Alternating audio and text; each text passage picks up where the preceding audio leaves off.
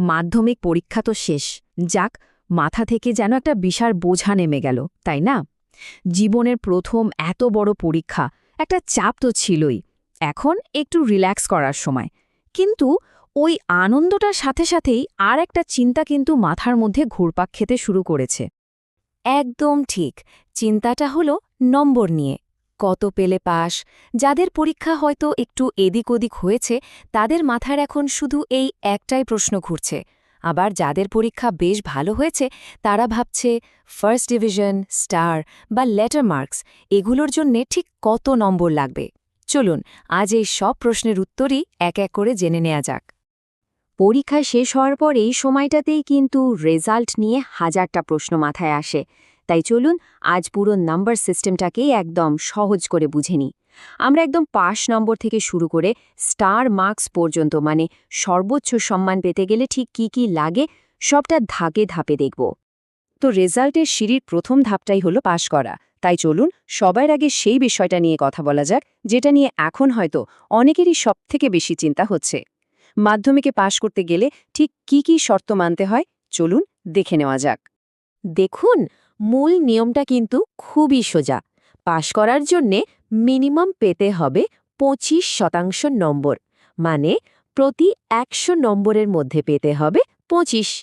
তবে শুধু মোট নম্বরের ওপর 25% পেলেই কিন্তু হবে না। এখানে আসলে দুটো শর্ত আছে, আর দুটোই মানাটা বাধ্যতামূলক। মোট 7টা সাবজেক্টে 700 নম্বরের পরীক্ষা, তাই তো? তো 700-র 25% মানে হলো 175। তার মানে মোট 175 তো পেতেই হবে, কিন্তু এর সাথে সাথে প্রত্যেকটা সাবজেক্টেও আলাদা করে পাশ করতে হবে। এই জায়গাটা কিন্তু খুব ভালো করে বুঝতে হবে। ধরুন কেউ মোট পেল 180, যেটা 175-এর থেকে বেশি, তাই তো? কিন্তু সে যদি কোনো একটা সাবজেক্টে 23 পেয়ে যায়, তাহলে কিন্তু তাকে পাশ বলে ধরা হবে না। মানে শুধু টোটাল স্কোর ভালো হলেই চলবে না, প্রত্যেকটা সাবজেক্টের পারফরমেন্সও এখানে সমান জরুরি। আচ্ছা, পাশ করার শর্তগুলো তো আমরা জেনে নিলাম। এবার চলুন রেজাল্টের পরের ধাপে যাই, মানে ডিভিশন। ফার্স্ট, সেকেন্ড আর থার্ড ডিভিশন ঠিক কিভাবে হিসাব করা হয় এবার সেটা দেখে নিই। দেখুন, ডিভিশন কিন্তু পুরোপুরি নির্ভর করে টোটাল মার্কসের ওপর। যদি মোট নম্বর 420 বা তার বেশি হয়, তাহলে সেটা হলো ফার্স্ট ডিভিশন। নম্বরটা যদি 315 থেকে 419-এর মধ্যে থাকে, তাহলে হবে সেকেন্ড ডিভিশন। আর 175 থেকে 314 পর্যন্ত পেলে সেটাকে থার্ড ডিভিশন ধরা হয়। মানে সোজা কথায় পাশ করলেই কিন্তু থার্ড ডিভিশনটা পাকা। এখানে একটা কমন ভুল ধারণা আছে, সেটা একটু ক্লিয়ার করে দিই। অনেকেই ভাবে ডিভিশন পেতে হলে প্রত্যেক সাবজেক্টে একটা নির্দিষ্ট পার্সেন্টেজ পেতে হয়। কিন্তু ব্যাপারটা মোটেই তা নয়।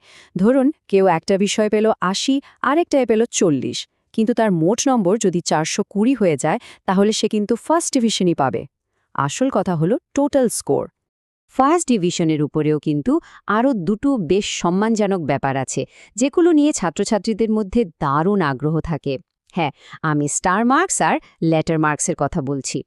এই দুটো জিনিসের মধ্যে কিন্তু একটা পরিষ্কার পার্থক্য আছে, আর সেটা বোঝাটা খুব দরকারি।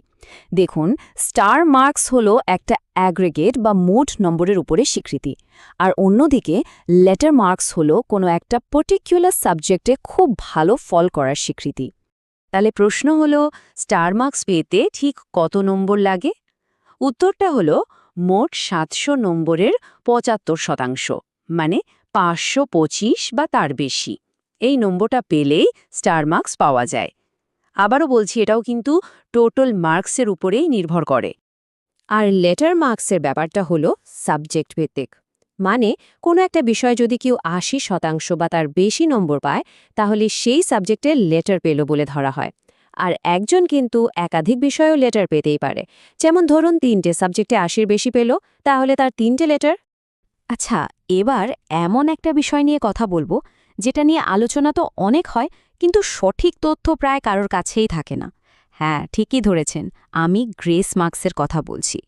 এই প্রশ্নটা যে পাশ করানোর জন্য কি সত্যিই গ্রেস মার্কস দেওয়া হয়, এটা প্রায় সব ছাত্রছাত্রী আর অভিভাবকদের মনেই ঘুরপাক খায়। তো এর পেছনের আসল সত্যিটা কি? চলুন আমাদের সূত্র থেকে যা জানা গেছে সেটার ভিত্তিতে ব্যাপারটা একটু বোঝার চেষ্টা করি। দেখুন, গ্রেস মার্কস নিয়ে বোর্ড কিন্তু অফিসিয়ালি কোনো নিয়ম ঘোষণা করে না। ব্যাপারটা তাই একটু জটিল। তবে যা শোনা যায় তা হলো অনেক সময় খাতা দেখার সময় পরীক্ষকদের কাছে একটা মৌখিক নির্দেশ থাকে যে যদি কোনো ছাত্র বা ছাত্রী পাশ করার খুব কাছাকাছি এসে আটকে যায়, মানে ধরুন ১৩ বা ১৪ পেয়েছে, তখন তাকে একটু সাহায্য করতে। অনেক পরীক্ষক হয়তো নিজে থেকেও ১-২ নম্বর বাড়িয়ে ১৫ করে দেন, যাতে প্রজেক্টের ১০ নম্বর যোগ হয়ে মোট ২৫ হয়ে যায়। কিন্তু এটা কিন্তু মনে রাখা খুব জরুরি যে এটা একটা সম্ভাবনা মাত্র, কোনো গ্যারান্টি নেই। সব পরীক্ষক যে এটা করবেনই এমন কোনো বাধ্যবাধকতা বা নিয়ম কিন্তু নেই। সবশেষে একটাই কথা বলার, জীবনের প্রথম এত বড় একটা পরীক্ষা সফলভাবে শেষ করাটাই কিন্তু একটা বিশাল অ্যাচিভমেন্ট। রেজাল্ট যাই হোক না কেন, এই যে এত পরিশ্রম করা হলো, এই অভিজ্ঞতাটা কিন্তু অমূল্য। তাই এখন আর দুশ্চিন্তা না করে এই সময়টা একটু উপভোগ করা উচিত, এই সাফল্যতা সেলিব্রেট করা উচিত।